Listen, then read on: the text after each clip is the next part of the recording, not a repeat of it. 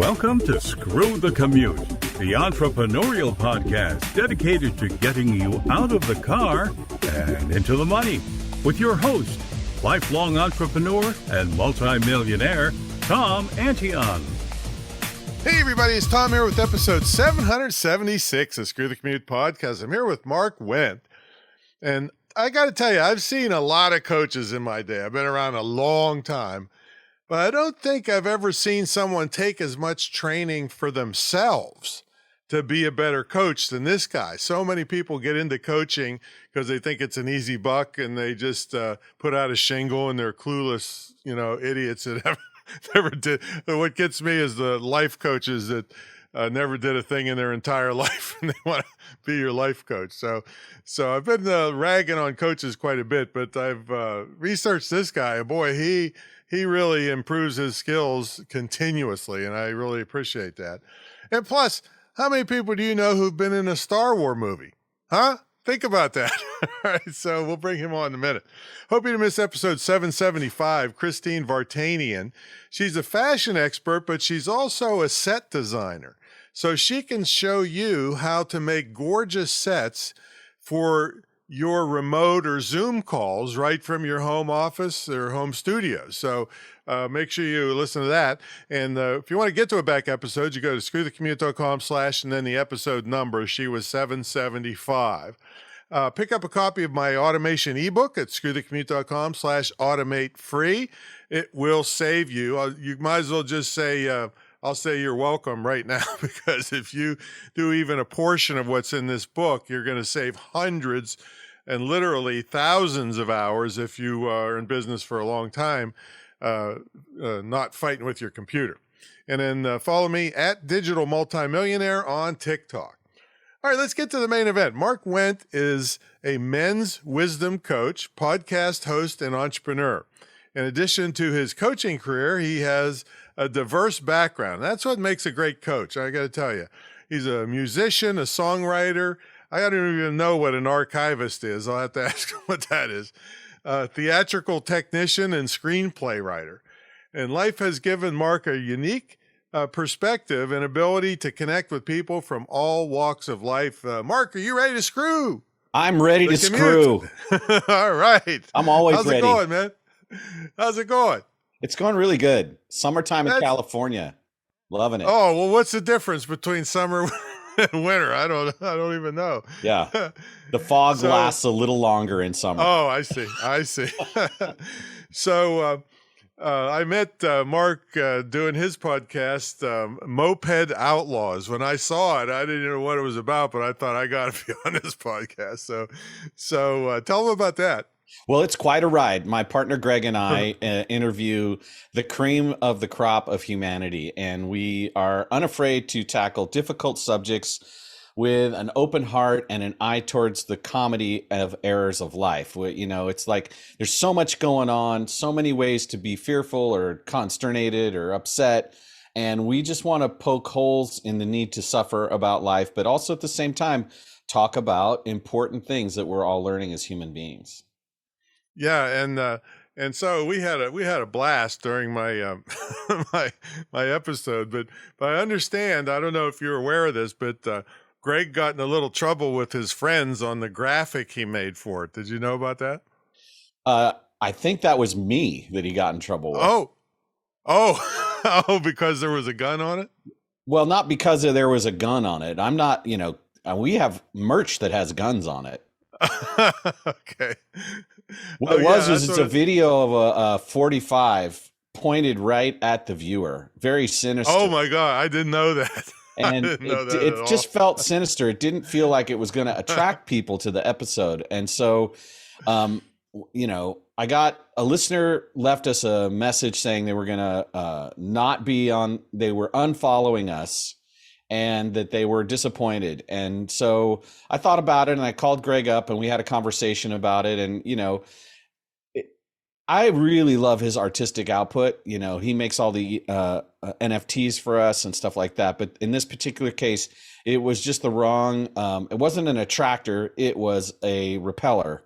And that advertising needs to be an attractor in this case. Yeah. I didn't know it was pointing at anybody, but I was thinking just now I was thinking the other side of it. Yeah, if you had enough guns, you could force people to listen to the. I don't Yes. think that's Yeah, I think didn't someone the idea you were trying. wasn't there someone in Germany who tried to do that a long time Yeah, ago? I've heard. I've heard. Yeah, I think we dealt with So him effectively. I'm not interested in that type of mentality. so and just so people know what we're talking about is, I live in Virginia, and and I came from Pennsylvania, and 6 years old, everybody's toting guns and hunting and everything else. And so I was in gunfights and knife fights when I had the nightclub business. So I'm very safety conscious, put it that way. So anyway, how did you come up with that name though? Moped Outlaws. Yeah, well, we had this comedic idea, and we had been tossing around another name, and we got some feedback from someone we both respect a lot that the other name was really not a good name because it had some implications about slavery that we just didn't want to portray. And so we were just kicking around and trying to figure out a new name, and we were on the air live on Facebook talking about it, and one of our good friends, Lauren Gonzalez, coined the term in the chat, and we just went, "That's it." And so kudos to Lauren for coming up with the name. Yeah, it's funny as hell. Like I said, it really grabs you. Yeah. Like I said, I really like it when a coach has a varied background because, as I said, so many coaches are out there that just hang a shingle out and think it's an easy buck. You've taken an opposite thing where you're going to really live a life and improve your skills all the time. So tell them about some of the coaching you've taken. Well, I started coaching when I was 9. Okay. My parents used to run weekend workshops in the early 70s in the San Francisco Bay Area, and it was all based around emotional intelligence. And they had raised me to be a man who had feelings and was still a strong man, but also someone who could understand how to communicate with emotional literacy. And when they would run these workshops there, they would have parents that would come, and the kids would be in the daycare with me all day. And so I would teach the principles that my parents were teaching to the kids. I went on to have a normal childhood, ha ha ha, after that. But I went through pretty much a normal life. I went to school, I worked in the restaurant business, and I was studying editing when I got an internship at a place called the Bill Graham Presents Archives. And during that period of time, I learned how to be an archivist. And then that... Yeah, what is that? Tell us what that is exactly. Well, it's kind of like a librarian for objects. So it can be paper, it can be recordings, magnetic, film. In this case, it was merchandise samples. Because in order to protect your trademark and copyrights, you have to be able to provide proof of use. And so I was working for a company called Lucasfilm after I got my archiving act together. And I became the supervisor of archive services for the licensing division there.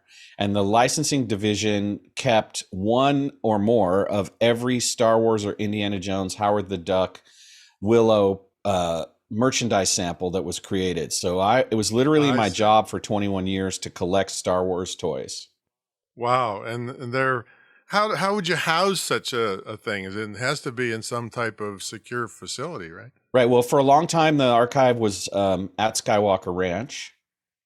And then it got to the point where it was too big for the ranch, and we had to farm out and have some other facilities during the prequels. And then there came a time when we kind of pulled it back a little and kept everything we needed to.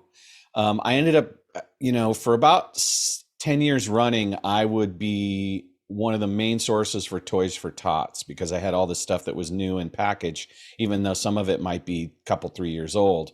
And, I can't really talk a lot about it, but I was lucky enough to meet the Marines every year and do some work there. And so we would do a good job. Part of archiving is knowing what to keep, how much of it to keep, and how to preserve it. So over time, it expanded. At one point, it was about 22,000 square feet, and then I got it back down to around 9,000 square feet. And that's when things changed at the company. And that's how I was in Star Wars. I mean, I could tell that story now. Yeah, do it. So while I was working for Lucasfilm, we were making a film called Attack of the Clones, and it was one of the first fully digital productions. And George had gotten to a point where he had a scene with a bunch of Jedi, and he didn't have enough of them in the scene that he'd shot. So the call went out within the company with people with martial arts skills. And they didn't tell you it was about being in the film, but it was just like one of those things. Periodically, there'd be cattle calls for different things for ILM. And I went down, and I'd been on the fencing team in high school. So what's ILM? What's ILM? In Industrial Light and Magic, the effects house for Lucasfilm. Okay. And they were busy trying to composite all those, all of the different Jedi that needed to be in this scene.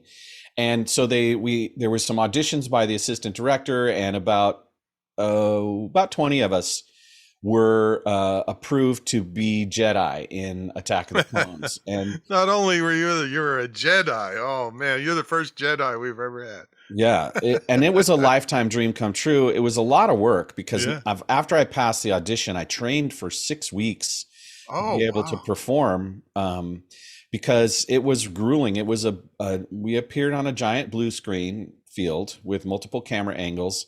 And one of the things there were 8 points of the compass that were on the floor. You couldn't really see them except if you were standing right on top of them. And so I had to do my routine, or what's called a kata, 8 times for 3 different lighting setups. So that's 24 times through the routine.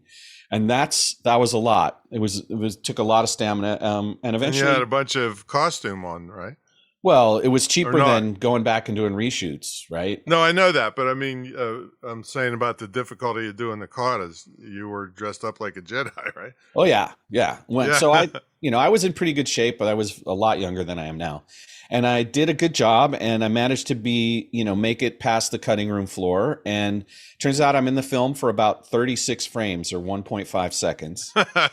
And I have some photos. Good. If you look me up on Wikipedia, you'll find the name of my character, Ichitan Mikoda.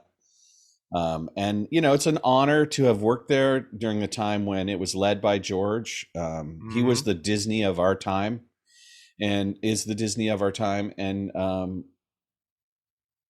was amazing family. Like the people that worked there that I was colleagues with, they put in so much time, energy, and attention into what they did. It was one of the best independent film companies that was also a small business, which is kind of an odd thing to say, but that's really how he ran it. And lots of us wore multiple hats, and did anything we could to make it work and to preserve the spending habits. George spent his own money on those films, and I really admire him for that. And his success is well deserved. And he loves kids. Those films are all about creating archetypes and modern fables of how to have a moral compass. And I always got that, and I always appreciated it. And to be able to be a Jedi in a film was a dream come true. I'll bet, yeah. The coaching path resulted because right around the time that George sold the company to Disney, my wife of 20 years also wanted to divorce. So I was in a real pickle. My longtime commitment to my work was changing drastically, and I was no longer going to be married to the woman I loved.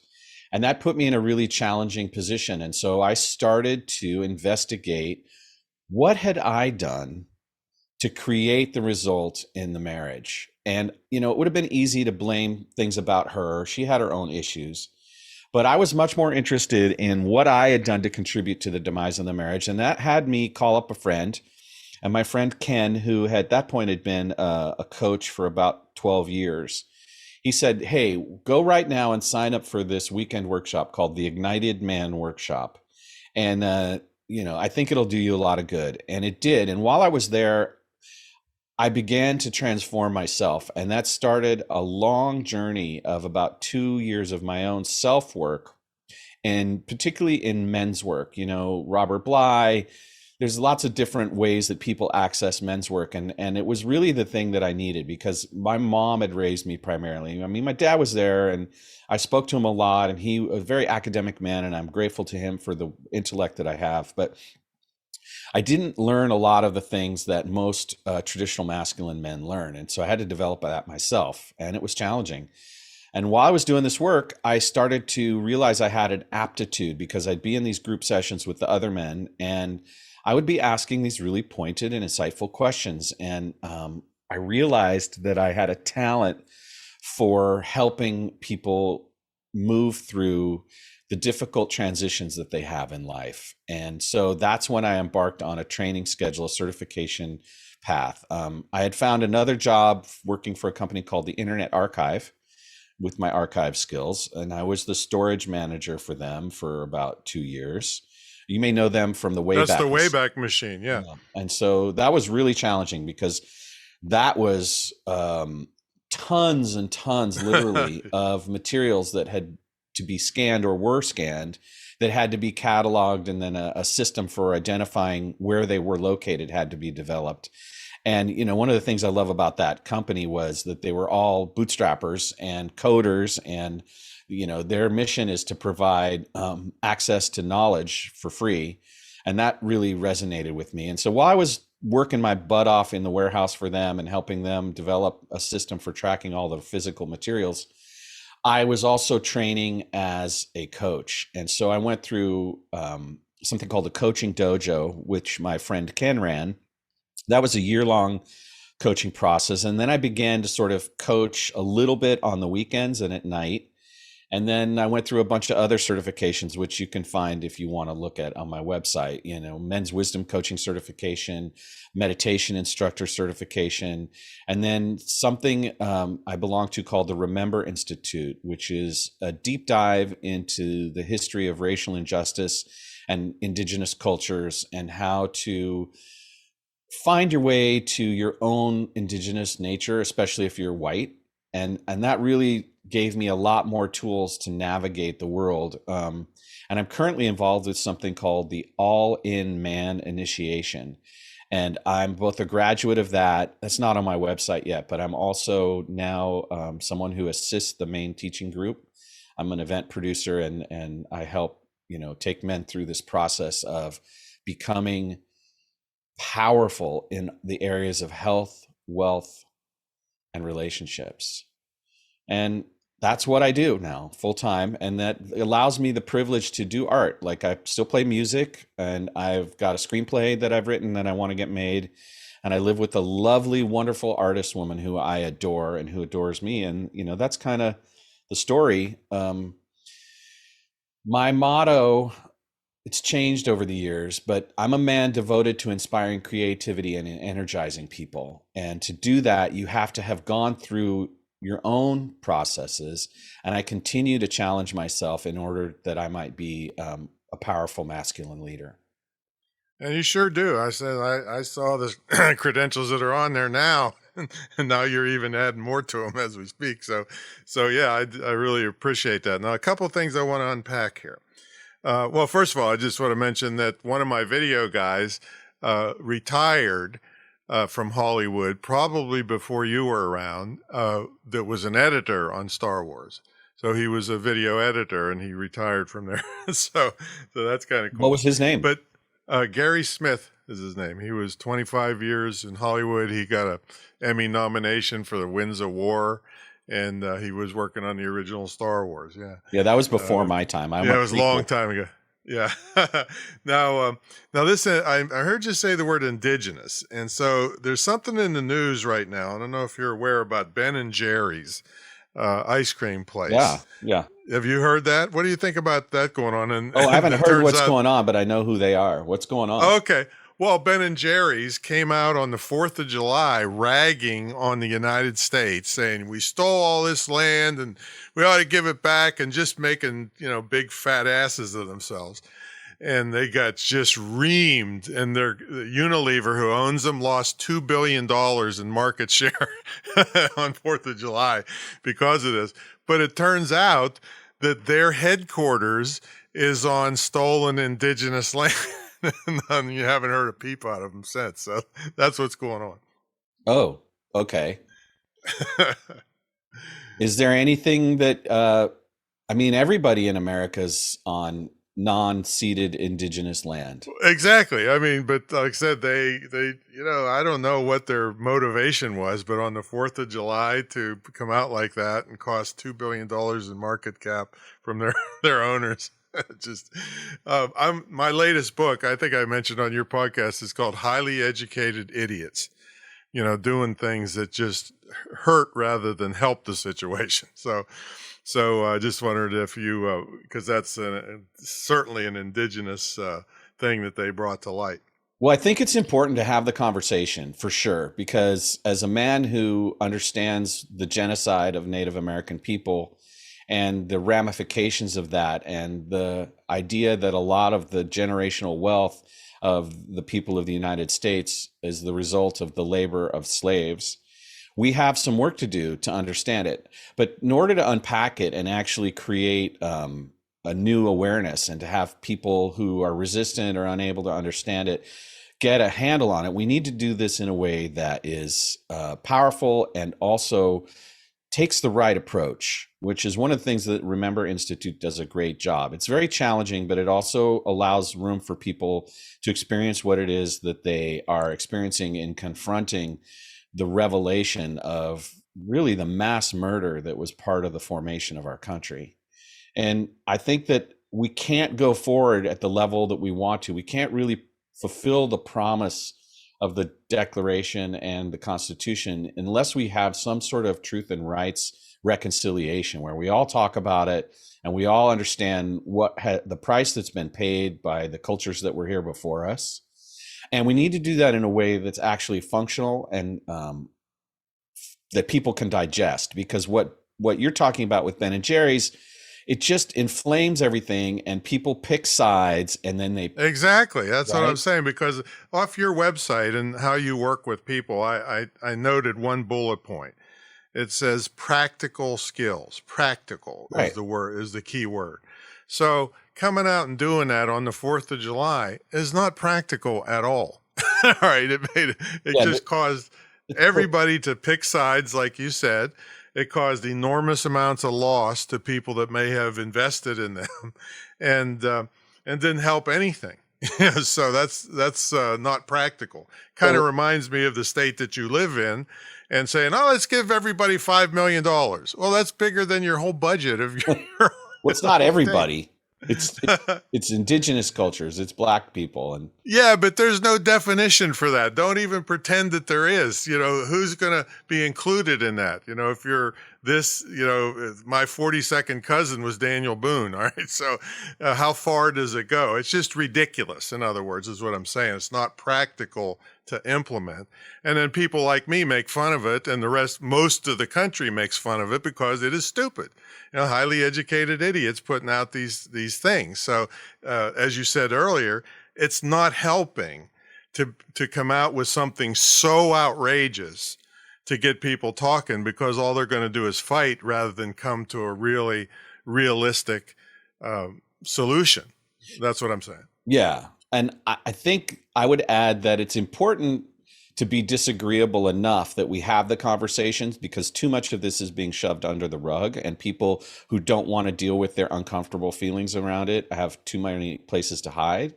And honestly, the shareholders are the ones who tanked the shares, not Ben and Jerry's, because no one said you had to sell. But you chose to sell because what someone said, that's on you. There's no question about it, but I'm just saying that nothing good came from that, from running their fat mouths. And it wasn't reasonable where people could, and that's kind of the way things are nowadays. If somebody doesn't agree with me, I'm a bad, worthless piece of shit. That's the atmosphere that we live in nowadays. Instead of having reasonable debate and talking like it used to be, that's a pretty tough thing to find nowadays. I agree. I think that to a certain degree, we need some unreasonable debate, but when we polarize each other, we just pick war sides when we do that. And that is not going to help us. We actually have to be able to have this conversation in a way that people can digest, like I said before. But unfortunately, people have a lot of picadillos and they have a lot of fragility and they're just not willing to even look at it. And, as much as I feel like what Ben and Jerry did is clumsy and isn't necessarily the best way forward, we are actually talking about it, you and I, Tom, and the people listening to this now. So there is a ripple effect there. I personally think we need, like I said, like the South African Truth and Rights Commission, we need to have a long conversation in this country where descendants of slaves and descendants of indigenous people who were murdered by the church have the opportunity to present in a public forum, and people come forward and talk about it, and we have reparations of some sort. You want to criticize $5 million per person in California as unrealistic. I hear you. And there needs to be some reparations because people were killed and land was stolen and people profited from that. Families to this day are still alive who have profited from that wealth. And it's not how I want to live in the world. And it doesn't reflect the true principles that are enshrined in the Constitution. That's not really what it's about. Well, yeah, and I'll agree with everything about that. In addition, though, I would like to see homeless veterans who purposely sacrificed their time and life and limbs to help move the country forward. Somebody take care of them. I mean, you sit in the heart of homeless America, so all those people need help too. So and that's current stuff that we could save their lives as opposed to 300 years ago.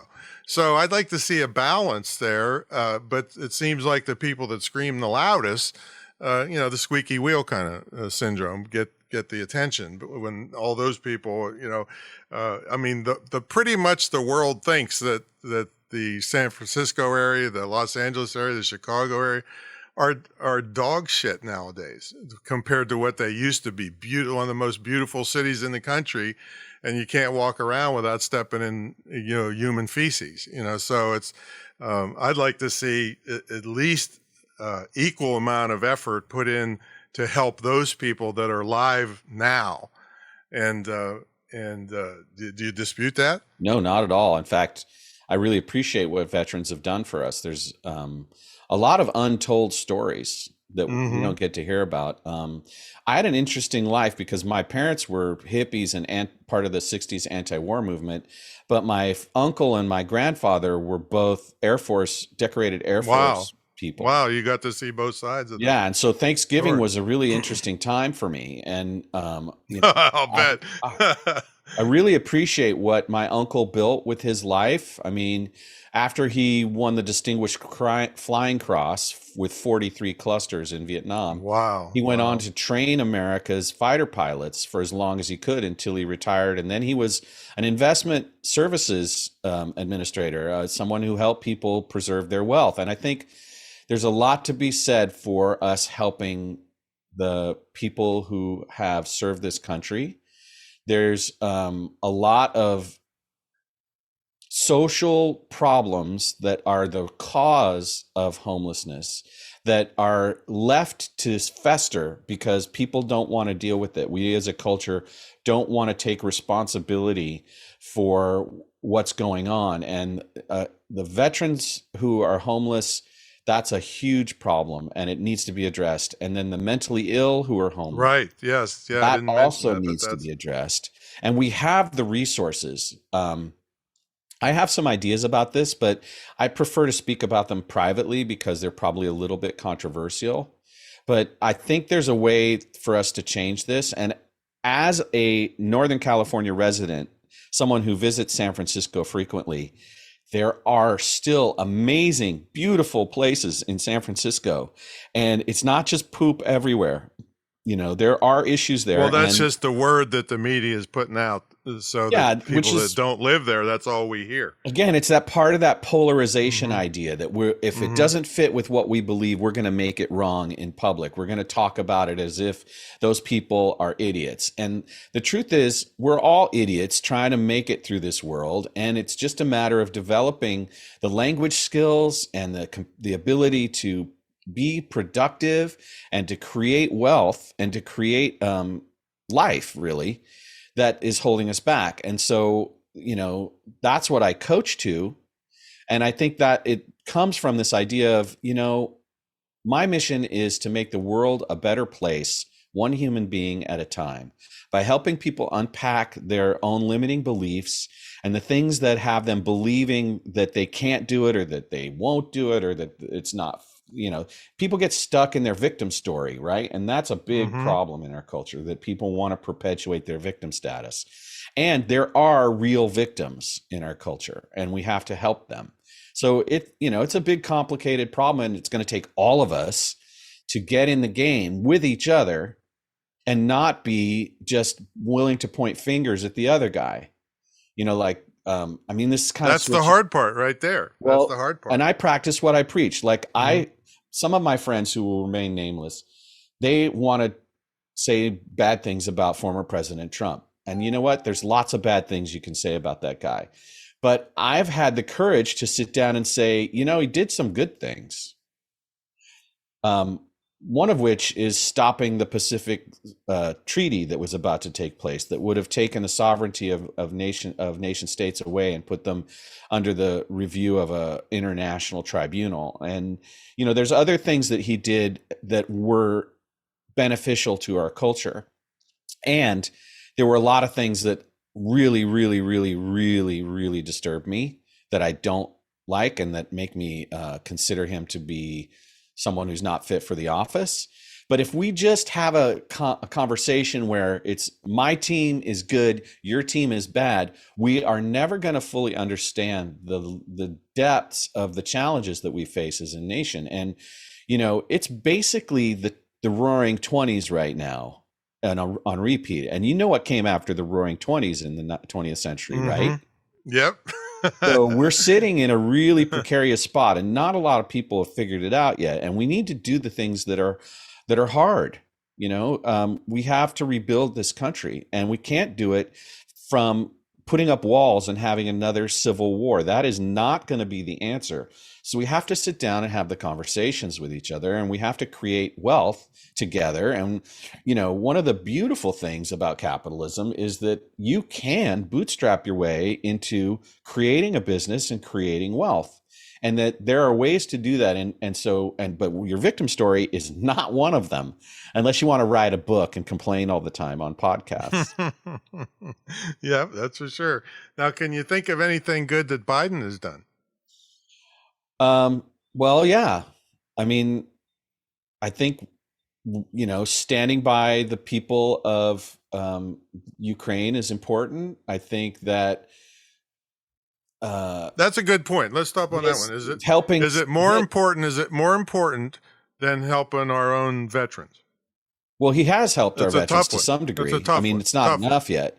The infrastructure bill was probably his great achievement, right? But that was, again, that was Congress, but he signed it, right? And that is important. Like, one of the ways that we helped beat back the Depression was because we decided to invest in this country, and it created a lot of jobs, and it put people to work. And we could debate about whether government spending and infrastructure projects is a healthy way to approach creating an economy.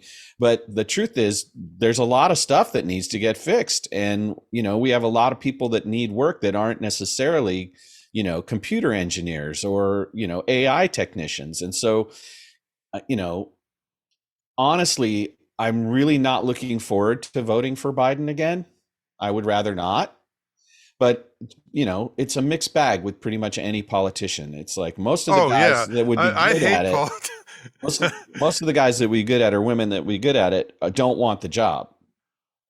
And anybody that wins at the highest level, I've always said this my whole life, they have to be two-faced, because they can't possibly get enough votes if they take hard stances all the way one side or the other. So they got to try to please everybody to get enough votes to win. And so they're, by their nature, most of them are, will blow with the wind just to get to win. Well, and that speaks to another problem. I have this idea. I didn't really put it forth in my bio, but I've come up with something called Democracy 2.0, and we really need to fix the way that elections are done in this country. I mean, the Citizens United ruling really messed us up, and having money be the governing factor in how people get elected is a big problem.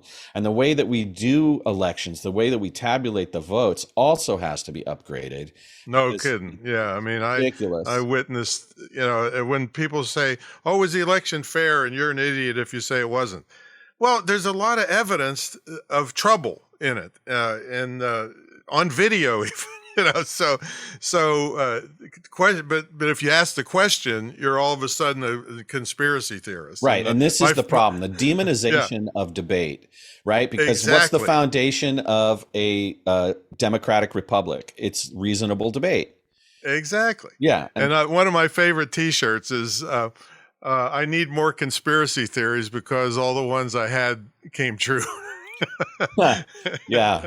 Well, and when you think about it, anytime a prosecutor prosecutes someone in criminal court, it's a conspiracy theory until it's adjudicated by a jury. Yeah. And speaking of that, that's all these prosecutors. I mean, again, I come from a small town, 500 people. Your handshake meant something. Yeah. If you did something wrong, the whole town is going to be on your head. All right.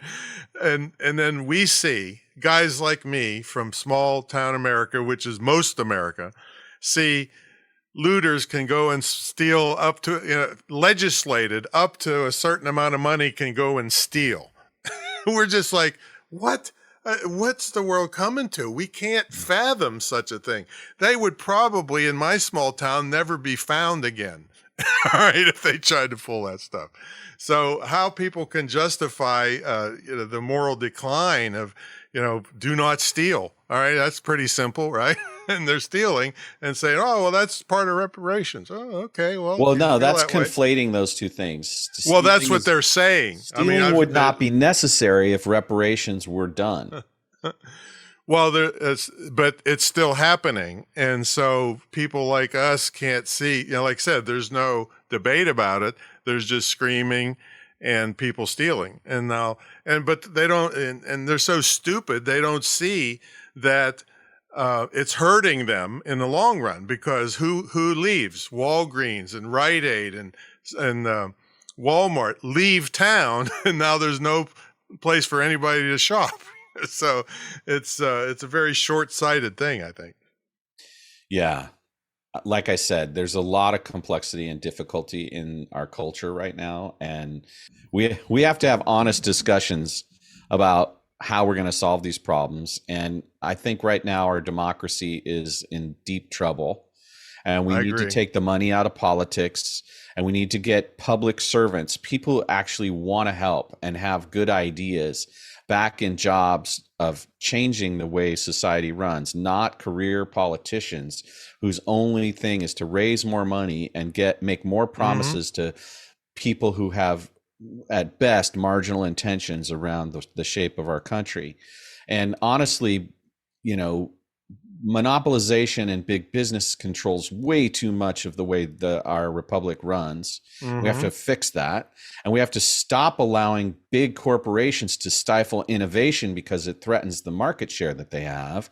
There's all kinds of things about free enterprise and about our system that are not functioning according to the blueprint. And if they were, there'd be lots more opportunity, and there'd be lots more communal wealth, and there'd be lots more health and safety and all of the good schools and all of those things. Like when my grandfather, he was a member of the Rotarians and the Kiwanis clubs and a Mason, and they got together and they raised barns and they built hospitals and they did things out of their own wealth. And now it's this like hoard stuff and buy, fancy cars, and nobody's putting back at the level that generation did. And that is unsustainable.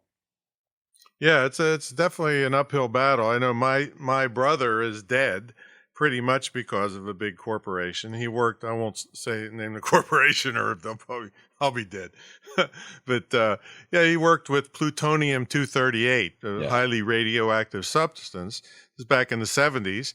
And then they encouraged you to work overtime but to take off your radiation badge, so it wouldn't add up to how much radiation you were getting. And he ended up dying from Hodgkin's lymphoma, pretty much directly related to radiation poisoning. And if you sued him, you'd be in court 50 years, literally 50 years. So it's kind of these big corporations have so much power. It's kind of what you're talking about is a pretty uphill battle. Well, it used to be that when you were granted the opportunity to raise capital by becoming a corporation and selling shares, that there was a 5-year limit on your ability to be incorporated. And after that, all the shares became something else. You reverted to a business ownership structure. So everybody that owned the company shares owned the business, not just the shares. So one of the things that we did was we made it possible to be perpetually in a fundraising mode with the way that we use the trading of shares and incorporation as a tool. It was meant to just be a tool to foster innovation so that someone with a good idea could bring in other people to help get that good idea going. And now the trade in corporate shares is its own business itself, and which produces nothing in terms of tangible products. It just produces more money, which on a short-term basis wouldn't be so bad. But like the fact that, IBM is still trading was not how it was intended to be at the beginning. It's supposed to be a fundraising tool. And then you have owners, and if you want to sell your ownership, it's a different story. It's not like trading securities back and forth and using algorithms to print money, basically. And so there's a lot of structural things that are not working right. And we need really smart people to get in the game. And really smart people are too smart to get in the game on some level because it's so corrupt. It's really tough. My value system and my ethos is to show up, have powerful conversations, speak truth without denigrating other people, and try to put forward solutions. One of the things it says on my website is I'm a solutions generator. If you go to my LinkedIn, it says solutions generator. And that's how I coach. Like, let's take complex problems, break them down, and find solutions. Yeah, I was going to ask you, like, who is your ideal coaching client, and how do you work with them? I like executives or software engineers who are really devoted to creating a powerful culture in their company and whose families are suffering because they're working so hard. So one of my mottos is happy homes make productive C-suites. So I work from the premise that emotional literacy and emotional intelligence among male leadership in corporations or in software development teams helps people become better at relating to each other, and that is the last 20% of productivity gains that are possible. Because when people are invested just for the wage, their productivity is X. But when people buy into the why of things and they get motivated from the mission of what they're doing, then that can be X plus 20%. And when you're not at work worrying about why your wife is pissed at you, you're doing a lot better work. And when you're at home and you're not worried about work because you haven't been doing your job, you're a lot happier at home. And most of us have a really bad work-life balance. And so that's where I put my attention. I love the work of Chris Voss. He wrote a book called Never Split the Difference, which is all about negotiating. And he talks about tactical empathy in there. And then I work with that. And there's a book that I use a lot that's called Beyond Victim Consciousness, which talks about the drama triangle and how we create all this drama in our lives and at work. And so learning how to come from a powerful place of embodied emotional intelligence and negotiate properly with people you love and have and build homes with, and people you work and build businesses with, is the key to changing the world. Very, very powerful.